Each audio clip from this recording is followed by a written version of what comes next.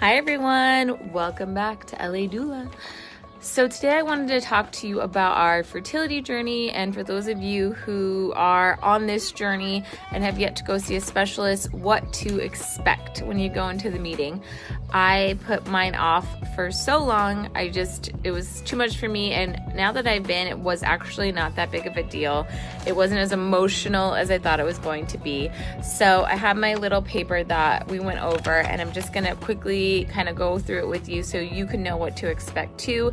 And if you're wondering what kind of testing am I going to start off with, this will be your answer. So cause and evaluation is what they talked about for reoccurrent pregnancy loss. So the first is genetic, and that would be a blood test that would be done for you and your partner.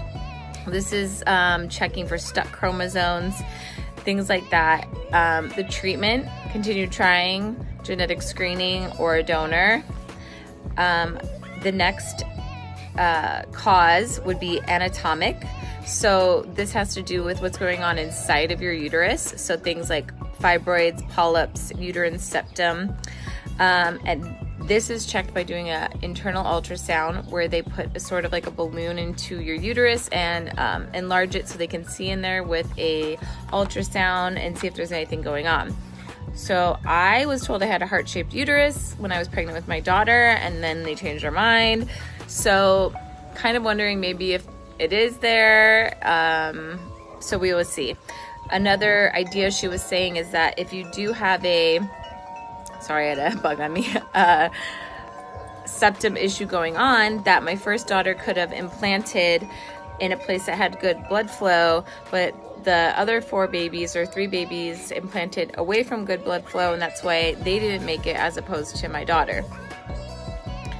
But I heard it's a sort of painful, not painful for, all kinds of, it just depends on how you handle pain. I had a D&E unmedicated by choice. It was painful. There were moments where I was like, why did I do this? But overall, nothing that couldn't be handled. But I am still nervous about going to get this one done just because I don't really feel like getting a procedure done at this moment in time. But that would be the next procedure. I'm having a little wind chime moment here. Okay, next is hormonal. So they would do a thyroid blood test, a blood glucose test, and an egg supply test. So those first 2 are blood tests, blood work done. So again, very simple. And then the egg supply test is something that you go in while you're on your period on the 2nd to 3rd day, and they do an ultrasound and check what your egg supply count is.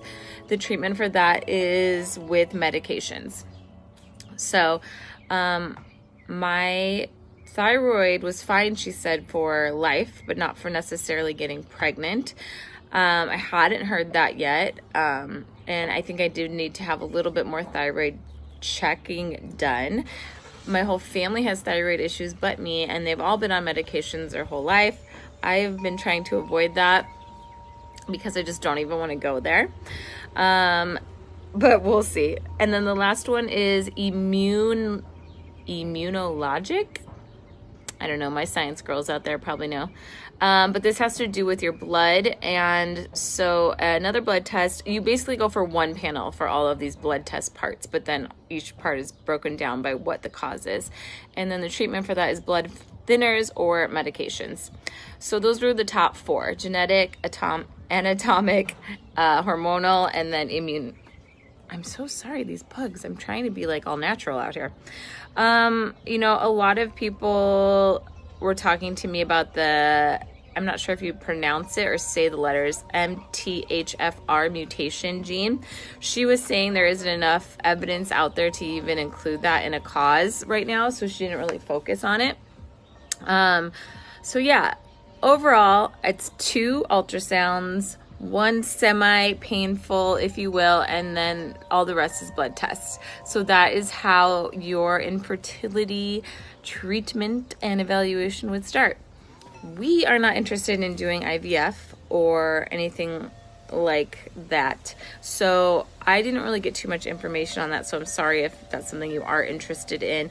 We are basically trying to just figure out the cause and go from there and be peaceful with what we find out.